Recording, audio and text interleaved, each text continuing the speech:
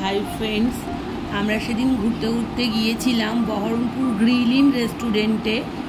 তারই একটা ছোট্ট ভিডিও তোমাদের সঙ্গে শেয়ার করছি, দেখতে থাকো। রেস্টুরেন্টের ভেতরের পরিবেশটা খুব সুন্দর।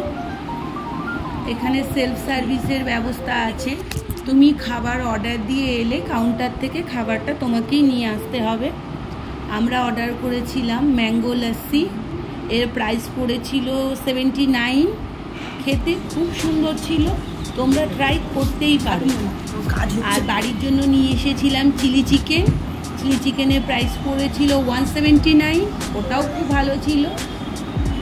এখানে সাউথ ইন্ডিয়ান ডিশও খুব সুন্দর সুন্দর পাওয়া যায়, তোমরা একবার ভিজিট করতেই পারো।